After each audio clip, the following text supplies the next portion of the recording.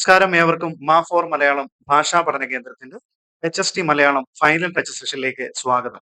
എട്ടാമത്തെ യൂണിറ്റായ സംസ്കാര പഠനം, കേരള സംസ്കാരം, ഫോക്ലോർ എന്നീ ഭാഗങ്ങളെ മുൻനിർത്തിയുള്ള ചോദ്യ മാതൃകകൾ പരിചയപ്പെടും.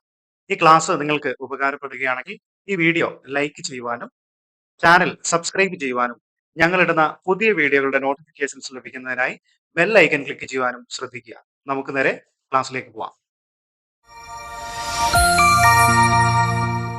ഒന്നാമത്തെ ചോദ്യം നോക്കാം. ഒരു കൈയിൽ തോക്കും മറുകൈയിൽ ബൈബിളുമായാണ് പോർച്ചുഗീസുകാർ കേരളത്തിലെത്തിയത് എന്ന് അഭിപ്രായപ്പെട്ട ചരിത്രകാരൻ ആര്? ഒരു കൈയിൽ തോക്കും മറുകൈയിൽ ബൈബിളുമായാണ് പോർച്ചുഗീസുകാർ കേരളത്തിലെത്തിയത് എന്ന് അഭിപ്രായപ്പെട്ട ചരിത്രകാരൻ ആര്? Sardar KM Panicker, KG Padmanabha Menon, MGS Narayanan, MR Raghava Warrier. നമ്മുടെ ശരിയായിട്ടുള്ള ഉത്തരം ഏതാണ് എന്നുള്ളതാണ് നമ്മൾ കണ്ടുപിടിക്കേണ്ടത് അല്ലെ? അപ്പോൾ അതിന്റെ ശരിയായിട്ടുള്ള ഉത്തരം എന്ന് പറയുന്നത് ആരാണ്? സർദാർ KM പണിക്കറാണ്. സർദാർ KM പണിക്കറാണ് നമ്മുടെ ശരിയായിട്ടുള്ള ഉത്തരം എന്ന് പറയുന്നത്. ഒപ്പം തന്നെ ഗാമയ്ക്ക് ശേഷം കേരളത്തിലെത്തിയ യൂറോപ്യൻ ആരാണെന്ന് അറിയുമോ? ഗാമയ്ക്ക് ശേഷം കേരളത്തിലെത്തിയ യൂറോപ്യൻ പെഡ്രോ അൽവാരിസ് കബ്രാൾ ആണ്. പെഡ്രോ അൽവാരിസ് കബ്രാൾ ആണ് ഗാമയ്ക്ക് ശേഷം, വാസ്കോഡ ഗാമയ്ക്ക് ശേഷം കേരളത്തിലെത്തിയ യൂറോപ്യൻ എന്ന് പറയുന്നത്. അടുത്ത നോക്കാം. ഇന്ത്യയിലെ ആദ്യ പോർച്ചുഗീസ് വൈസ്രോയി, ഇന്ത്യയിലെ ആദ്യത്തെ പോർച്ചുഗീസ് വൈസ്രോയി ആരായിരുന്നു? ഫ്രാൻസിസ്കോ അൽമേഡയാണ്. ഫ്രാൻസിസ്കോ അൽമേഡയാണ് ഇന്ത്യയിലെ ആദ്യ പോർച്ചുഗീസ് വൈസ്രോയി എന്ന് പറയുന്നത്. ശരി, നമുക്ക് അടുത്ത ചോദ്യത്തിലേക്ക് പോകാം. കാലഗണനാ ക്രമത്തിൽ ക്രമീകരിക്കുക ശാസനങ്ങളുമായി ബന്ധപ്പെട്ട ഒരു ചോദ്യമാണ് അല്ലെ? തരിസാപ്പള്ളി ശാസനം, വാഴപ്പള്ളി ശാസനം, പാലിയം ശാസനം, ജൂത ശാസനം. അങ്ങനെ ഓപ്ഷൻ ABCD അല്ലെ ആ നിലകളിലൊക്കെ കൊടുത്തിട്ടുണ്ട്. അപ്പോൾ കാലഗണനയുടെ അടിസ്ഥാനത്തിൽ പറയണമെങ്കിൽ നമ്മൾ അതിന്റെ കാലക്രമം കൃത്യമായിട്ട് മനസ്സിലാക്കിയിരിക്കണം അല്ലെ? ആ നിലയിൽ നോക്കുമ്പോൾ നമുക്കറിയാം ആദ്യത്തത് എന്നുള്ള നിലയിൽ തന്നെ നമുക്കിതിനകത്ത് വേഗം കണ്ടെത്താൻ കഴിയുന്നതും തരിസാപ്പള്ളിയും വാഴപ്പള്ളിയും ഒക്കെ ഉൾപ്പെടുന്ന വാഴപ്പള്ളി ശാസനമാണ് അല്ലെ? വാഴപ്പള്ളി ശാസനമൊക്കെ ഉൾപ്പെടുന്ന ഓപ്ഷൻ ബി ആണ്. ബി ആണ് ശരിയായിട്ടുള്ള ഉത്തരം എന്ന് പറയുന്നത്. വാഴപ്പള്ളി ശാസനം, തരിസാപ്പള്ളി ശാസനം, പാലിയം ശാസനം, ജൂത ശാസനം അല്ലെ? ആ നിലകളിലുള്ള ഓപ്ഷൻ ബി ആണ് നമ്മുടെ ശരിയായിട്ടുള്ള ഉത്തരം എന്ന് പറയുന്നത്. അങ്ങനെയെങ്കിൽ ശാസനങ്ങളുമായി ബന്ധപ്പെട്ട കുറച്ച് ചോദ്യഭാഗങ്ങൾ കൂടി നമുക്കൊന്ന് പരിശോധിച്ചു പോകാം. ബുദ്ധ പ്രശസ്തിയോടെ ആരംഭിക്കുന്ന ശാസനം ഏതാണ്? പാലിയം ശാസനമാണ്. ബുദ്ധ പ്രശസ്തിയോടെ ആരംഭിക്കുന്ന ശാസനം ഏതാണ്? പാലിയം ശാസനം. പാലിയം ശാസനം. പാലിയം ശാസനം അല്ലെ? പാലിയം ശാസനമാണ്. പാലിയം ശാസനമാണ്. ചേര രാജാക്കന്മാരുടേതായി കേരളത്തിൽ നിന്ന് ലഭിച്ച ആദ്യ ശാസനം അതേതാണ്? വാഴപ്പള്ളി ശാസനമാണ്. ചേര രാജാക്കന്മാരുടേതായിട്ട് കേരളത്തിൽ നിന്ന് ലഭിച്ച ആദ്യത്തെ ശാസനം ഏതാണ്? വാഴപ്പള്ളി ശാസനമാണ് അല്ലെ? വാഴപ്പള്ളി ശാസനമാണ്. അങ്ങനെയെങ്കിൽ കേരളത്തിലെ ക്രിസ്ത്യാനികളെ കുറിച്ച് അറിവ് നൽകുന്ന ആദ്യ ശാസനം ഏതാണ്? അത് തരിസാപ്പള്ളി ശാസനമാണ്. കേരളത്തിലെ ക്രിസ്ത്യാനികളെ കുറിച്ച് ആദ്യ വിവരം തരുന്ന ശാസനം ഏതായിരുന്നു? തരിസാപ്പള്ളി ശാസനമായിരുന്നു. മറ്റൊരു ചോദ്യം നോക്കാം നമുക്ക്. കൊല്ലവർഷം ആദ്യമായി ഉപയോഗിച്ച രേഖ ഉൾപ്പെടുന്ന ശാസനം അല്ലെ? കൊല്ലവർഷം ആദ്യമായിട്ട് ഉപയോഗിച്ച ശാസനം ഏതായിരുന്നു? മാമ്പള്ളി ശാസനമാണ്. മാമ്പള്ളി ശാസനം. കൊല്ലവർഷം ആദ്യം ഉപയോഗിച്ചിട്ടുള്ള രേഖ മാമ്പള്ളി ശാസനം. ക്ഷേത്ര നർത്തകി നങ്കയ്യാരെ പരാമർശിക്കുന്ന ശാസനം തോക്കൂർ ശാസനം. തോക്കൂർ ശാസനം.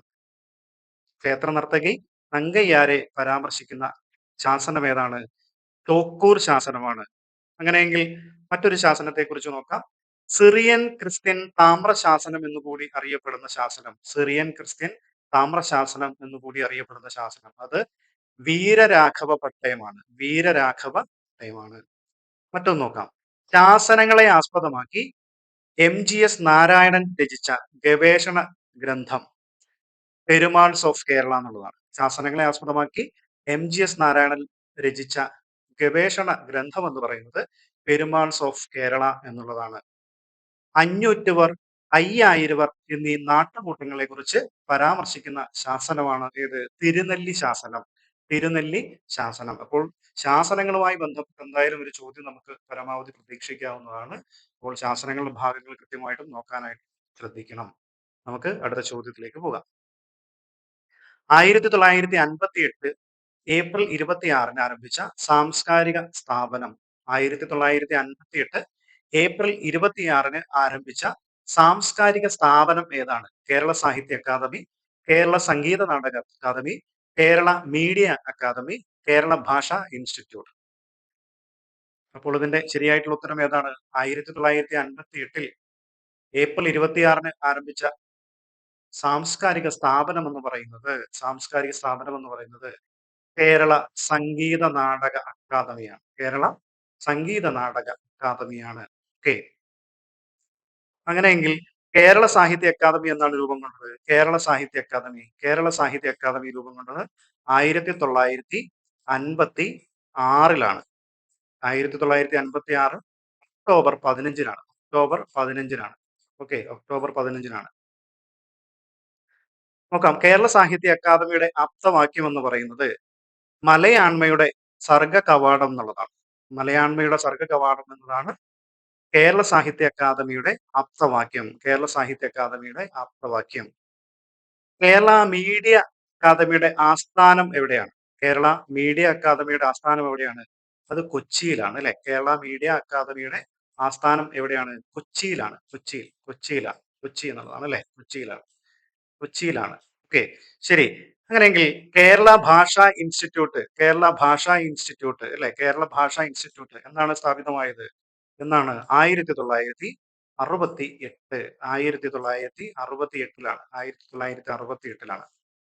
ഭാഷാ ഇൻസ്റ്റിറ്റ്യൂട്ടിന്റെ ഔദ്യോഗിക പ്രസിദ്ധീകരണം ഏതാണ്? ഭാഷാ ഇൻസ്റ്റിറ്റ്യൂട്ടിന്റെ ഔദ്യോഗിക പ്രസിദ്ധീകരണം ഏതാണ്? അത് വിജ്ഞാന കൈരളിയാണ്. വിജ്ഞാന കൈരളിയാണ്. 1995 ജൂൺ 28 കേരള ഫോക്ലോർ അക്കാദമി രൂപീകരിക്കപ്പെടുന്നത്.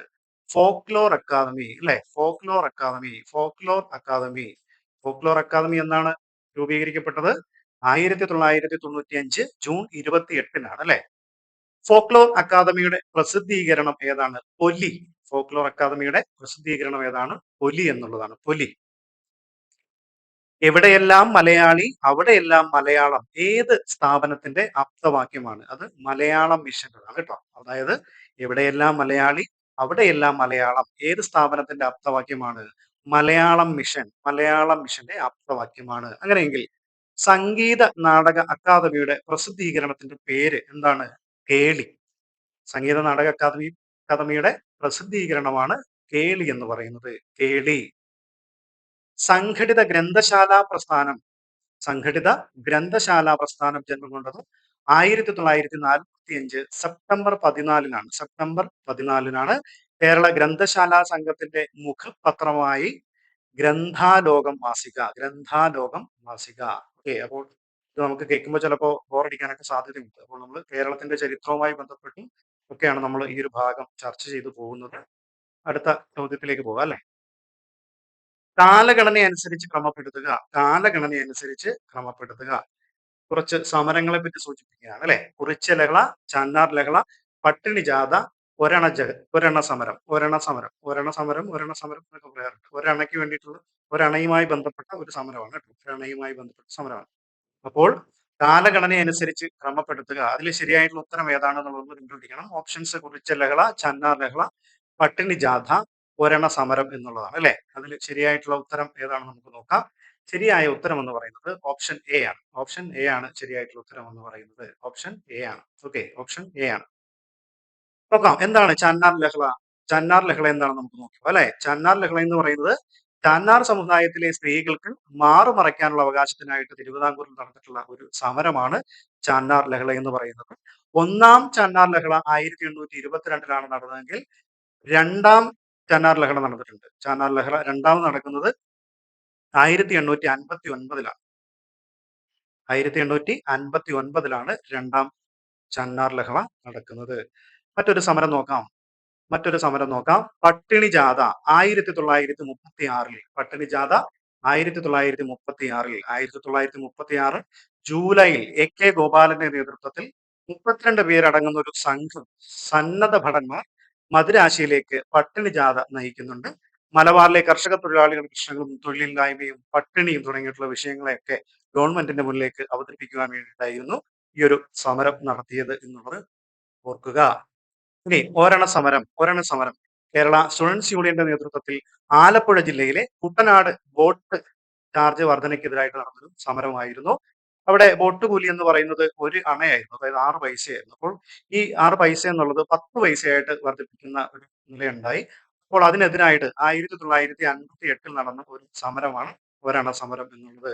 മറ്റൊരു പ്രധാനപ്പെട്ട സമരം നോക്കാം. നിവർത്തന പ്രക്ഷോഭം 1932. നിങ്ങൾ സമരം എല്ലാം കൂടെ കേൾക്കുമ്പോൾ ചിലപ്പോൾ ബോറടിക്കും അല്ലേ? എന്തായാലും നമ്മളിതൊക്കെ നോക്കി വെക്കണം. തിരുവിതാംകൂർ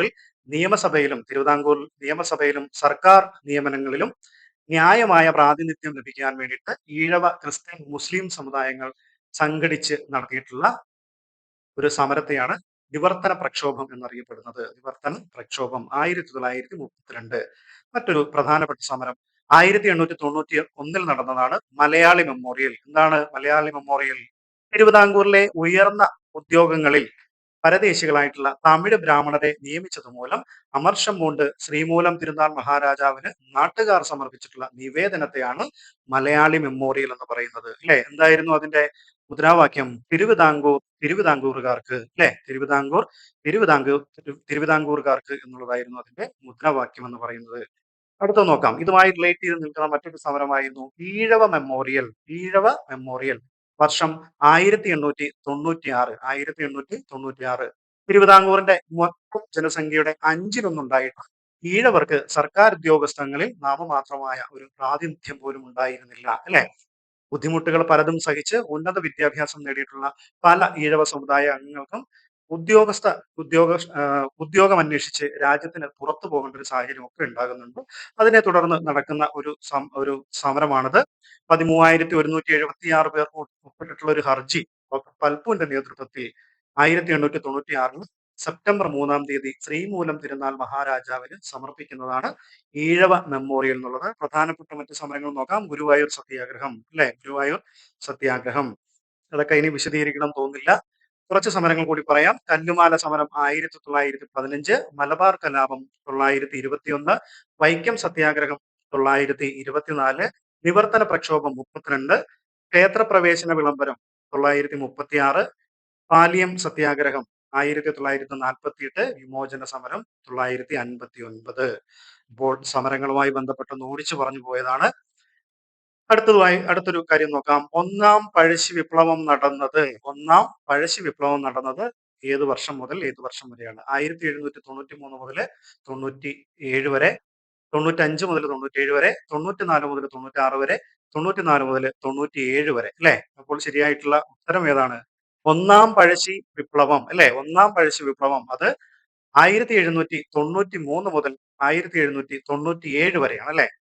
93 മുതൽ 97 വരെയാണ്, അല്ലെ? 93 മുതൽ 97 വരെ. അപ്പോൾ നമ്മുടെ ശരിയായിട്ടുള്ള ഉത്തരം ഏതാണ്? ഓപ്ഷൻ എ ആണ്, അല്ലെ? അതായത് ഇതിന്റെ ഈ ഒരു സമരത്തിന്റെ പ്രധാനപ്പെട്ട കാരണം എന്ന് പറയുന്നത് ബ്രിട്ടീഷുകാരുടെ തെറ്റായ നികുതി നയത്തിനെതിരായിരുന്നു പഴശ്ശിയുടെ ഒന്നാം പഴശ്ശി വിപ്ലവം നടക്കുന്നത്. രണ്ടാം പഴശ്ശി വിപ്ലവം അതെന്നായിരുന്നു?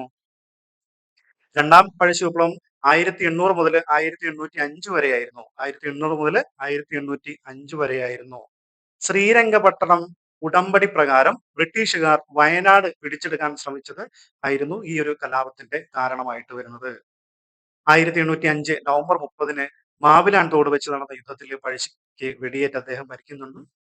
കുറിച്യാർ ലഹള 1812 കുറിച്യാർ കലാപത്തിന് നേതൃത്വം രാമൻ തമ്പിയാണ്. വട്ടത്തൊപ്പിക്കാരെ നാട്ടിൽ നിന്ന് പുറത്താക്കുക എന്നതായിരുന്നു അതിന്റെ മുദ്രാവാക്യം എന്ന് പറയുന്നത്. കുണ്ടറ വിളംബരം കൂടി നോക്കി പോകാം. 1809 ജനുവരി 11-നാണ് കുണ്ടറ വിളംബരം നടന്നിട്ടുള്ളത്. അടുത്ത ചോദ്യം നോക്കാം. കേരളത്തിൽ ദിവസങ്ങളോളം നീണ്ടുനിന്ന ഋഗ്വേദ പരീക്ഷ അറിയപ്പെട്ടിരുന്നത്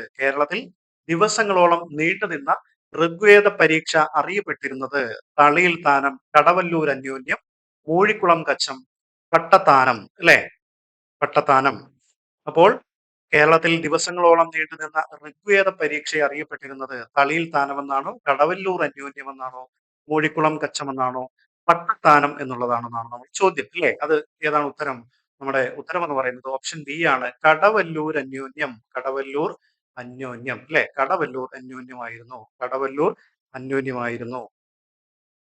അങ്ങനെയെങ്കിൽ തളിയിൽ താനം എന്താണ്? തളിയിൽ താനം എന്ന് പറയുന്നത് കോഴിക്കോട് മാനവിക്രമ സാമൂതിരിയുടെ കാലത്ത് നടന്നിരുന്ന പണ്ഡിത അഭിനന്ദന സമ്പ്രദാനമായിരുന്നു തളിയിൽ താനം എന്ന് പറയുന്നത്. തളിയിൽ താനം അങ്ങനെ ഉണ്ടെങ്കിൽ പെട്ടത്താനം രേവതി പെട്ടത്താനം നമുക്കറിയാം അല്ലെ? രേവതി പെട്ടത്താനം എല്ലാ കൊല്ലവും കോഴിക്കോട് തളി ശിവക്ഷേത്രത്തിൽ വെച്ച് തുലാമാസം രേവതി നാളിൽ ആരംഭിച്ച് തിരുവാതിര വരെ 7 ദിവസം നടന്നു വരുന്ന ഒരു ചടങ്ങാണ് രേവതി പെട്ടത്താനം എന്നുള്ളത്. മൂഴിക്കുളം കച്ചം എന്താണ് മൂഴിക്കുളം കച്ചം? കുലശേഖര ഭരണകാലത്ത് ക്ഷേത്രകാര്യങ്ങളുടെയും നിർവഹണത്തെയും അതായത് ക്ഷേത്രങ്ങളുടെയും നിർവഹണത്തെയും ഒക്കെ ക്ഷേത്രവക സ്വത്തിനെയും ഭരണത്തെയൊക്കെ സംബന്ധിച്ച നിയമങ്ങളും ചട്ടങ്ങളും തച്ചങ്ങൾ എന്നാണ് അറിയപ്പെട്ടിരുന്നത്. ഇതിൽ ഏറ്റവും പ്രധാനപ്പെട്ടതാണ് മൂഴിക്കുളം തച്ചം എന്നുള്ളത്. മൂഴിക്കുളം തച്ചം എന്നുള്ളത്. അടുത്ത ചോദ്യത്തിലേക്ക് പോവാം. ചേരുംപടി ചേർക്കുക. ചേരുംപടി ചേർക്കുക. പട്ടിക 1ഉം 2ഉമായി ബന്ധപ്പെട്ടുകൊണ്ട് അല്ലെ നമ്മുടെ പ്രധാനപ്പെട്ട ഐന്തിണകളുമായി ബന്ധപ്പെട്ട ഒരു ചോദ്യമാണ് അല്ലെ? ഐന്തിണകളുമായി ബന്ധപ്പെട്ട ചോദ്യമാണ്. പട്ടിക 1ഉം 2ഉമായി യോജിച്ചത് നമ്മൾ കണ്ടെത്തേണ്ടതായിട്ടുണ്ട് അല്ലെ? പട്ടിക 1ൽ മരുതം, മുല്ലൈ, പാലൈ, നെയ്തൽ അല്ലെ? 4 തിണകളെ പറ്റി സൂചിപ്പിച്ചിട്ടുണ്ട്. മറവർ, ഉഴവർ, പരതർ, ഇടയർ അല്ലെ? അവിടെ വസിക്കുന്ന മനുഷ്യരുടെ പേരാണ് അല്ലെ? അവിടുത്തെ നിവാസികളായിട്ടുള്ള ആളുകളെ അറിയപ്പെടുന്ന പേരുകളാണ് പട്ടിക 2ൽ സൂചിപ്പിച്ചിട്ടുള്ളത്. അപ്പോൾ മരുതം, മുല്ലൈ, പാലൈ, നെയ്തൽ നിങ്ങൾ ഷുവറായിട്ടും ഈ ഒരു ഭാഗം പഠിച്ചിരിക്കണം. എന്തായാലും അതൊന്ന് വിശദീകരിച്ച് തന്നെ പോകാം. ഈ ഒരു ഭാഗം വിശദീകരിച്ച് തന്നെ പോകാം. നമ്മുടെ ഉത്തരം എന്ന് പറയുന്നത് ഓപ്ഷൻ സി ആണ്. ഓപ്ഷൻ സി ആണ് നമ്മുടെ ഉത്തരം എന്ന് പറയുന്നത്. നിങ്ങൾക്ക് ചിലപ്പോൾ ബോറടിക്കാൻ സാധ്യതയുണ്ടാവും. നമ്മുടെ കേരള സംസ്കാരമൊക്കെയാണ് നമ്മൾ പഠിക്കുന്നത് അല്ലേ? അതുകൊണ്ട് വർഷങ്ങളൊക്കെ കേൾക്കുമ്പോഴും നമ്മുടെ സമരങ്ങളും കാര്യങ്ങളൊക്കെ കേൾക്കുമ്പോൾ നമുക്ക് ചിലപ്പോൾ ബോറടിക്കാൻ സാധ്യതയുണ്ട്. അപ്പോൾ പട്ടിക 1ഉം 2ഉമായി ബന്ധപ്പെട്ടുകൊണ്ട് മരുതം അല്ലെ? മരുതം എന്ന് പറയുമ്പോൾ ഉഴവറാണ് അല്ലെ? ഉഴവറാണ് മരുതത്തിലെ നിവാസികൾ എന്ന് പറയുന്നത്. മുല്ലൈ എന്ന് പറയുന്നത് അല്ലെ? അതൊരു പുൽമേടൊക്കെ നിറഞ്ഞൊരു പ്രദേശമാണ്. അവിടെ ഇടയരാണ് അല്ലെ? അവിടെ ആടിനെയൊക്കെ എന്താണ് കാലികളെയൊക്കെ മേയിച്ചുകൊണ്ട് നടക്കുന്ന ഇടയ വിഭാഗമാണ് അവിടെ താമസിക്കുന്നത്. അടുത്തത് പാലൈ അല്ലെ? പാലൈ എന്ന് പറയുമ്പോൾ മറവറാണ് അവിടുത്തത്. നെയ്തൽ എന്ന് പറയുമ്പോൾ പരതറാണ് അല്ലെ? പരതർ എന്നുള്ളതാണ് നെയ്തൽ അല്ലെ? പരതർ എന്നുള്ളതാണ്. നെയ്തൽ എന്ന് പറയുമ്പോൾ തീരപ്രദേശമാണ്. നമുക്ക് അതിന്റെ വിശദീകരണത്തിലേക്ക് തന്നെ പോകാം. പാലൈ എന്താണെന്ന് ഓടിച്ചു പറയാം. എല്ലാ ഭാഗങ്ങളും ഒന്ന് ഓടിച്ചു പറയാം. പാലൈ എന്ന് പറയുമ്പോൾ മലകളിൽ തന്നെ ദൗർബല്യമുള്ള പ്രദേശത്തിനകളാണ് പാലൈ തിണകൾ എന്ന് പറയുന്നത്. പാലമരങ്ങൾ അതായത് കുരട്ടുപാല, കൊടിപ്പാല, ഉലക്കപ്പാല, ഏഴിലപ്പാല തുടങ്ങിയിട്ടുള്ള ധാരാളം ഇവിടെ ഉണ്ട് എന്നുള്ളതാണ് ഈ ഒരു പേര് വന്നു എന്നൊക്കെയാണ് പറയപ്പെടുന്നത്. വന്യമൃഗങ്ങളൊക്കെ ധാരാളമുള്ള ഒരു പ്രദേശമാണ്. ഇതിന് ഈ പാല എന്നാൽ തമിഴില് മരുഭൂമി എന്നും അർത്ഥമുണ്ട്. തമിഴില് മരുഭൂമി എന്നും അർത്ഥമുണ്ട്. ഇവിടെ ജീവിച്ചിരുന്ന മനുഷ്യരെ മറവർ എന്നാണ് അറിയപ്പെട്ടിരുന്നത്. അവര് മൃഗവേട്ടയും ആനക്കൊമ്പും പുലിപ്പല്ലും പുലിത്തോലും തുടങ്ങിയിട്ടുള്ള അവയുടെയൊക്കെ ഒരു വ്യാപാരമൊക്കെ ആയിരുന്നു ഇവരുടെ ഉപജീവന മാർഗം എന്ന് പറയുന്നത്. കള്ളന്മാരും കൊള്ളക്കാരും ഇവരിൽ ധാരാളം ഉണ്ടായിരുന്നു അല്ലെ? കള്ളന്മാരും കൊള്ളക്കാരും ഒക്കെ ഇവരിൽ ധാരാളം ഉണ്ടായിരുന്നു. ആരിൽ? പാലൈ തിണയിലുള്ളവരിൽ. ഓക്കെ. ഇനി മുല്ലൈ തിണ നോക്കാം. മുല്ലൈ അതായത് ചെറിയ കുന്നുകളും കുറ്റിക്കാടുകളും ഒക്കെ നിറഞ്ഞിട്ടുള്ള ഒരു മലയോര പ്രദേശമാണ് മുല്ലൈ തിണ എന്ന് പറയുന്നത്. ഇത് കടലിനും മലയ്ക്കും ഇടയിലുള്ള സ്ഥലമായതിനാൽ ഇതിന് ഇടനാട് എന്നും അറിയപ്പെടുന്നു. മുല്ലൈ തിണ അല്ലെ? ഇടനാട്ടിലെ ജനങ്ങൾ ഇടയരെന്നും വിവക്ഷിക്കപ്പെട്ടിരുന്നു. അമര, തുവര, മുതിര തുടങ്ങിയിട്ടുള്ള പയർ വർഗ്ഗങ്ങൾ കൃഷി ചെയ്യുകയും ഒപ്പം തന്നെ കാലികളെയൊക്കെ മേയ്ക്കുകയൊക്കെ ചെയ്യുകയായിരുന്നു. ഇവരുടെ ഇടയ ദേവതയായിട്ടുള്ള മായോവനായിരുന്നു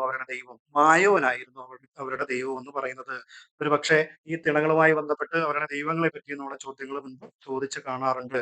മരുതം തിണ കൂടി നോക്കാം. മരുതം ഏറ്റവും വളക്കൂറുള്ള പ്രദേശങ്ങളാണ് മരുതം തിണ എന്നറിയപ്പെടുന്നത്. തമിഴിൽ മരുതം എന്നാൽ കൃഷിഭൂമി എന്നാണ് അർത്ഥം. മരുത നാട്ടുകാർ വെള്ളാളറെന്നും കാർഷിക വൃത്തിയിൽ ഏർപ്പെടുന്നവർ ഉഴുന്നതിനാൽ അവരെ ഉഴവർ എന്നും അറിയപ്പെട്ടിരുന്നു. അവരുടെ ദൈവമാരായിരുന്നു? വേന്തനായിരുന്നു അവരുടെ കുലദൈവം. വേന്തൻ.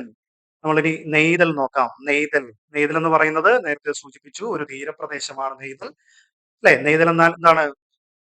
സമുദ്രം എന്നാണ് അതിന്റെ അർത്ഥം അല്ലെ? നെയ്തൽ എന്നാൽ സമുദ്രം എന്നാണ് അതിന്റെ അർത്ഥം. മത്സ്യബന്ധനവും വ്യാപാരവും ഒക്കെ ആയിരുന്നു ഇവരുടെ പ്രധാന തൊഴിൽ എന്ന് പറയുന്നത്. കടലിൽ നിന്ന് ഉള്ളിലേക്ക് പ്രവേശിക്കുന്ന അഴിമുഖങ്ങളിൽ വലിയ കപ്പലുകൾ അടുക്കുകയും വ്യാപാരമൊക്കെ ആയിട്ട് ഇവിടുത്തെ ജനജീവിതം വളരെ സമ്പന്നമായിരുന്നു. തുറമുഖ പട്ടണങ്ങളും പണ്ടകശാലകളും ഇവിടുത്തെ വലിയ പ്രത്യേകതകളായിരുന്നു. ഇവിടുത്തെ നാട്ടുകാരെ പരതർ അല്ലെങ്കിൽ പരതവർ എന്നൊക്കെയായിരുന്നു വിളിച്ചത്. ഇവരുടെ ദൈവമാരായിരുന്നു വരുണൻ അല്ലെങ്കിൽ ജലദേവനായിരുന്നു അവരുടെ ദേവൻ എന്ന് പറയുന്നത്. ഒരെണ്ണം കൂടി നമ്മുടെ ഇതിനകത്ത് ഉൾപ്പെടാത്ത കുറിഞ്ചി കൂടി ഒന്ന് നോക്കി പോകാം. വനമേഖലയ്ക്കടുത്തുള്ള മലകൾ അല്ലെ? കുന്നുകൾ, കാടുകൾ ഇവയൊക്കെ ഉൾപ്പെടുന്ന ഒരു പ്രദേശമായിരുന്നു കുറിഞ്ചി. വനവിഭവങ്ങളൊക്കെ ശേഖരിച്ചും വേട്ടയാടിയുമായിരുന്നു ഇവിടുത്തെ ജനങ്ങൾ ജീവിച്ചിരുന്നത്. കുറിഞ്ചിയിലെ ജനങ്ങൾ കാനവർ, വേടർ, കുറവർ എന്നീ പേരുകളിലായിരുന്നു അറിയപ്പെട്ടിരുന്നത്. അല്ലെ? ഇത്രയൊക്കെയുമായിരുന്നു ആ ഒരു ദേശവുമായി ബന്ധപ്പെട്ടുകൊണ്ട് മനസ്സിലാക്കേണ്ടത്. ഈ അവരുടെ ദൈവം എന്ന് പറയുന്നത് മുരുകനും കുറിഞ്ചിയുടെ തിണയുടെ അല്ലെ അതായത് കുറിഞ്ചി അതായത് പൂവും സൗന്ദര്യ പ്രതീകമായിട്ടുള്ള മുരുകനുമായിരുന്നു കുറിഞ്ചി തിണയുടെ ചിഹ്നങ്ങൾ എന്ന് പറയുന്നത്. അപ്പോൾ നമ്മൾ കേരള സംസ്കാരവുമായി ബന്ധപ്പെട്ട ചോദ്യങ്ങൾ നോക്കിക്കഴിഞ്ഞു. അടുത്തത് ഫോക്ലോറുമായി ബന്ധപ്പെട്ട കുറച്ച് ചോദ്യങ്ങൾ കൂടി നമുക്ക് പരിശോധിച്ച് പോകാം അല്ലെ? ഇത് രണ്ടും അത്യാവശ്യം കട്ടിയുള്ള ഭാഗങ്ങളാണ്. നല്ല ബോറടിക്കാൻ സാധ്യതയുണ്ട്. എന്തായാലും നമുക്ക് ഈ ഒരു ഭാഗം കൂടി നോക്കി പോകാം അല്ലെ? കാടത്തത്തിൻ്റെതായ ഭൂതകാലാവശിഷ്ടങ്ങളാണ് ഫോക്ലോർ എന്ന് വിശേഷിപ്പിച്ചത് ആരാണ്? കാടത്തത്തിൻ്റെതായ ഭൂതകാലാവശിഷ്ടങ്ങളാണ് ഫോക്ലോർ എന്ന് വിശേഷിപ്പിച്ചത് എം.കെ. പിനോസ, William Wells Newell, Dan Ben Amos, William R Bascom. അല്ലെ? ഇതിൽ ശരിയായിട്ടുള്ള ഉത്തരം ഏതാണ്? ശരിയായിട്ടുള്ള ഉത്തരം എന്ന് പറയുന്നത് ഓപ്ഷൻ ബി ആണ്. വില്യം വൈൽസ് നെവൽ ആണ് അല്ലെ? വില്യം വൈൽസ് നെവൽ ആണ് ശരിയായിട്ടുള്ള ഉത്തരം എന്ന് പറയുന്നത്.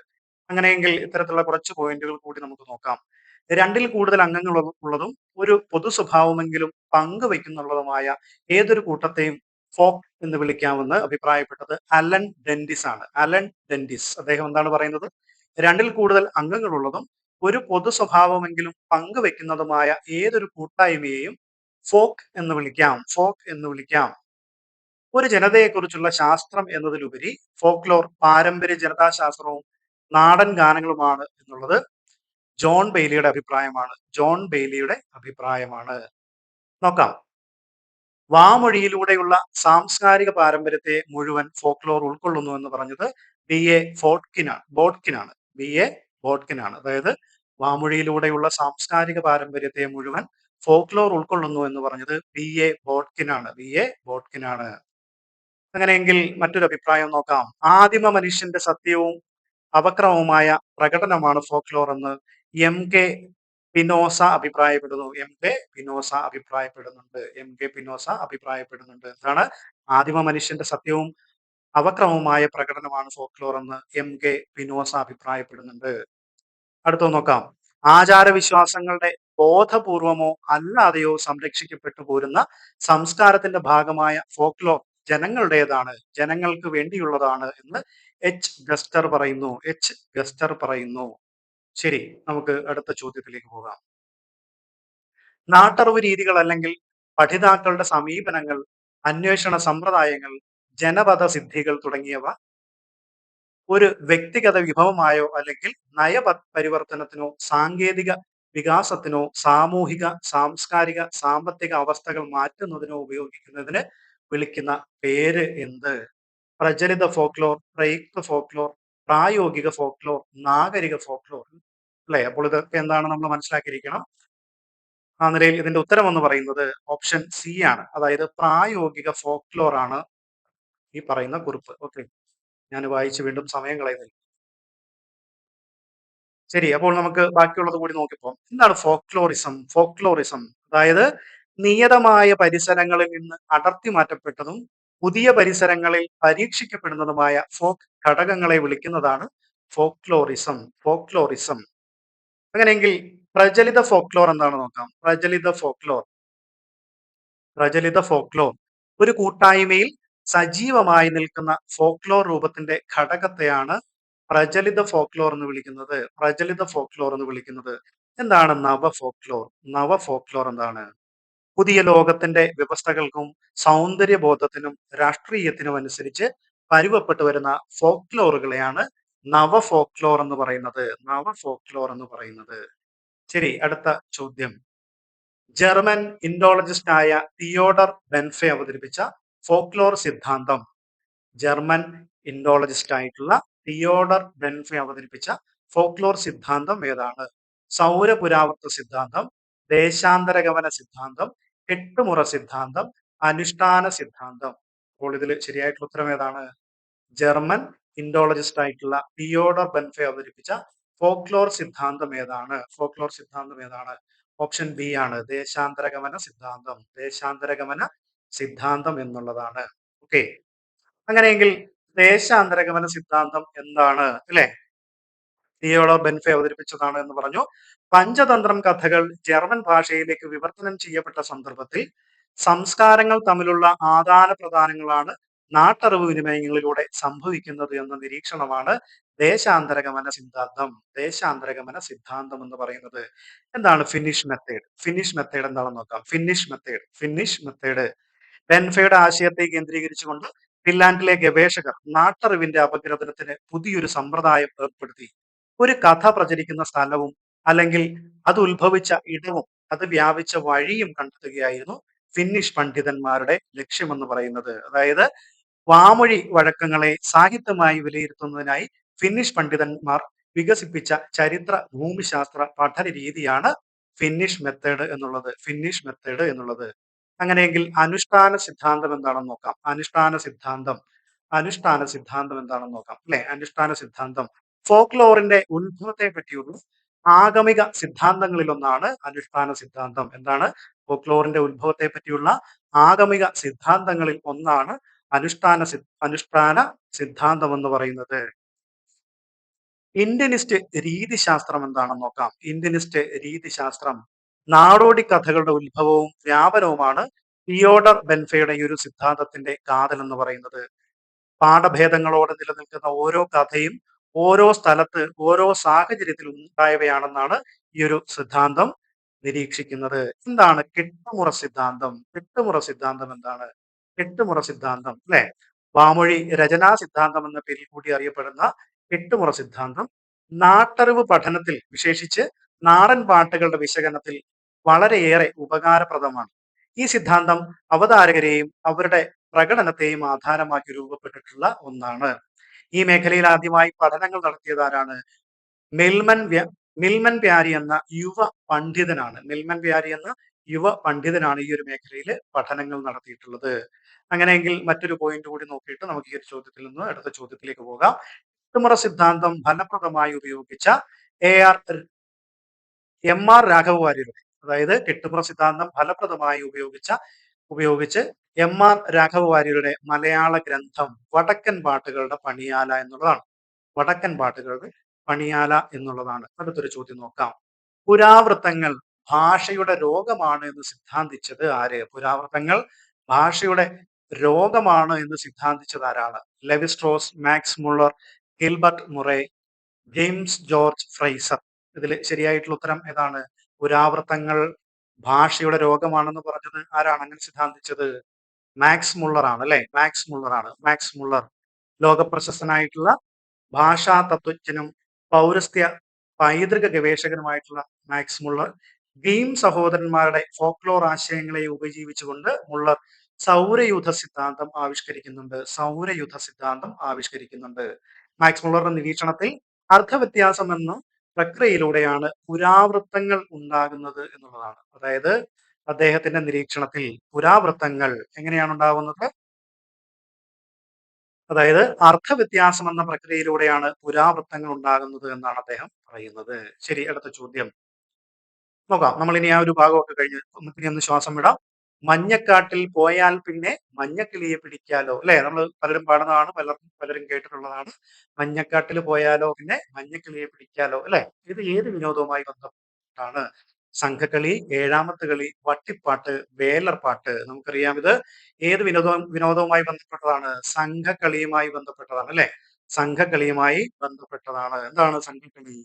കേരളത്തിലെ നമ്പൂതിരിമാർക്കിടയിൽ പ്രചാരത്തിലുണ്ടായിരുന്ന ഒരു അനുഷ്ഠാന കലയാണ് സംഘക്കളി. സംഘക്കളി എന്ന പേര് കൂടാതെ യാത്രക്കളി, പനയും കളി, ശാസ്ത്രാംഗം, ചിത്തിരാംഗം തുടങ്ങിയിട്ടുള്ള പേരുകളിലും ഈ ഒരു കളി അറിയപ്പെട്ടിട്ടുണ്ട്. ഒരു അനുഷ്ഠാന കലയുടെ ലക്ഷണങ്ങളെല്ലാം ഉണ്ടെങ്കിലും സംഘക്കളി വിനോദത്തിന്റെയും വിജ്ഞാനത്തിന്റെയും കല കൂടിയാണ് എന്നുള്ളത് സന്താന ലാഭത്തിനും പ്രേതശുദ്ധിക്കും വളരെ വിശേഷണമെന്നും സംഘക്കളിയെ കരുതുന്നുണ്ട്. ശരി, അടുത്ത ചോദ്യം. മാനവേന്ദ്രൻ, കോയിമ്പാടൻ, കൂളി എന്നിവർ കഥാപാത്രങ്ങളാകുന്ന അനുഷ്ഠാന കല. മാനവേന്ദ്രൻ, കോയിമ്പാടൻ, കൂളി എന്നിവർ കഥാപാത്രങ്ങളാകുന്ന അനുഷ്ഠാന കല ഏതാണ്? പറണേറ്റ്, പടയണി, മുടിയേറ്റ്, തിറ അല്ലെ. ഇതിൽ ഏതാണ് ശരിയായിട്ടുള്ള ഉത്തരം? മാനവേന്ദ്രനും കോയിമ്പാടനും കൂളിയും ഒക്കെ കഥാപാത്രങ്ങളാകുന്ന അനുഷ്ഠാന കലയെന്ന് പറയുന്നത് ഏതാണ്? അത് മുടിയേറ്റാണ്. എന്താണ് മുടിയേറ്റ്? ഭദ്രകാളിയെ പ്രീണിപ്പിക്കാനുള്ള ഒരു അനുഷ്ഠാന കലയാണ് അല്ലെ. തിരുവിതാംകൂർ, കൊച്ചി തുടങ്ങിയിട്ടുള്ള പ്രദേശങ്ങളിലായിരുന്നു മുടിയേറ്റിന് കൂടുതൽ പ്രചാരമുള്ളത്. ഭദ്രകാളി, ദാരികൻ, ശിവൻ, നാരദൻ, മാനവേന്ദ്രൻ, കോയിമ്പാടൻ, കൂളി തുടങ്ങിയിട്ടുള്ളവരാണ് മുടിയേറ്റിലെ പ്രധാനപ്പെട്ട വേഷങ്ങൾ എന്ന് പറയുന്നത്. അല്ലെ? അപ്പോൾ നമുക്ക് നമ്മുടെ കേരള സംസ്കാരവും ഫോക്ലോറും ഒക്കെ ആയിട്ട് ബന്ധപ്പെട്ടുകൊണ്ടുള്ള സംസ്കാര പഠനം എന്നൊരു ഭാഗം നമ്മളിവിടെ പഠിച്ച് ഏകദേശം ഒന്ന് സെറ്റാക്കി നടത്തിയിരിക്കുകയാണ്. ഇനിയുള്ള ദിവസങ്ങളിലും മലയാളം മത്സര പരീക്ഷകൾക്ക് തയ്യാറെടുക്കുന്ന നിങ്ങളോടൊപ്പം മാ4 മലയാളം ഭാഷാ പഠന കേന്ദ്രം ഉണ്ടാകും. ഈ ക്ലാസ് നിങ്ങൾക്ക് ഉപകാരപ്പെട്ടുവെങ്കിൽ ഈ വീഡിയോ ലൈക്ക് ചെയ്യുവാനും ചാനൽ സബ്സ്ക്രൈബ് ചെയ്യുവാനും പുതിയ വീഡിയോകളുടെ നോട്ടിഫിക്കേഷൻസ് ലഭിക്കുന്നതിനായി ബെൽ ഐക്കൺ ക്ലിക്ക് ചെയ്യുവാൻ കൂടി ശ്രദ്ധിക്കുക. കൂടാതെ ഒരു കാര്യം കൂടി സൂചിപ്പിക്കാനുണ്ട്. HST മലയാളം 1 മുതൽ 8 വരെയുള്ള യൂണിറ്റ് അടിസ്ഥാനത്തിലുള്ള ക്ലാസ് നമ്മുടെ ചാനലിൽ അപ്ലോഡ് ചെയ്തിട്ടുണ്ട്. പ്ലേലിസ്റ്റിൽ HST മലയാളം എന്ന ഭാഗം നോക്കിക്കഴിഞ്ഞാൽ നമ്മുടെ മുഴുവൻ ക്ലാസ്സുകളും കാണാനായിട്ട് സാധിക്കും.